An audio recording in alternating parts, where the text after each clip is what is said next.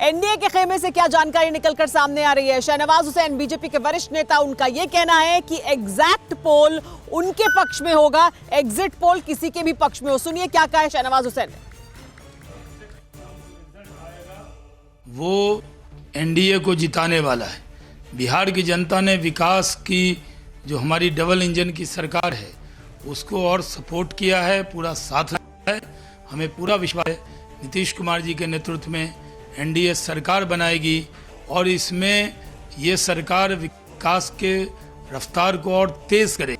राजद और कांग्रेस के लोग वो एग्जिट पोल देखकर ही खुश हो रहे हैं, लेकिन एग्जिट पोल में हमारी जीत तय है और हम एनडीए की बिहार में तो एग्जैक्ट पोल पक्ष में आएगा, एग्जिट पोल किसी के भी पक्ष में आया हो। विपिन चौबे हमारे साथ मौजूद हैं जो बीजेपी दफ्तर के बाहर ही मौजूद हैं। विपिन, ये कहा जा रहा है इस चुनाव में कि जीत का लड्डू कोई भी खाए, लेकिन बीजेपी वो दल है जिसके दोनों हाथ में लड्डू हैं। नहीं, बिल्कुल ऐसा नहीं है। लग रहा है एग्जिट पोल ने एक तरह से पिक्चर थोड़ी क्लियर कर ली है और अगर ये एग्जिट पोल एग्जैक्ट पोल में कन्वर्ट होता है तो देखिए मुश्किल कितनी बड़ी है।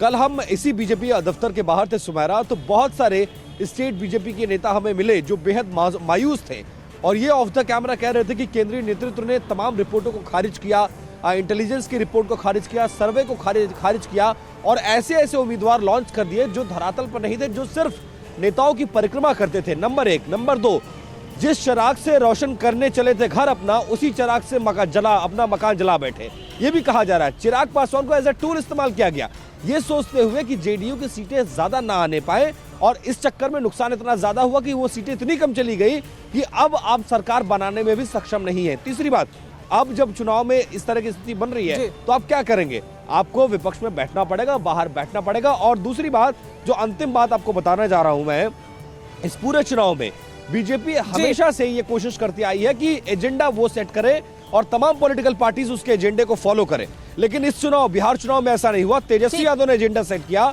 और मजबूरन जो बीजेपी 10 लाख रोजगार पर सवाल उठा रही थी उसको ये कहना पड़ा कि हम सत्ता में आएंगे तो हम ये रहा इस चुनाव में कि तेजस्वी यादव आरजेडी महागठबंधन एजेंडा सेट कर रहे थे और बीजेपी और एनडीए उसका पीछा कर रहे थे, उसको फॉलो कर रहे थे। लेकिन बीजेपी क्या जूनियर पार्टनर बनने के लिए अब राजी नहीं थी, सीनियर पार्टनर बनना चाहती थी। नीतीश कुमार का कद छोटा करने में और अपनी भविष्य की राजनीति करने में क्या बीजेपी फिर भी सफल होगी?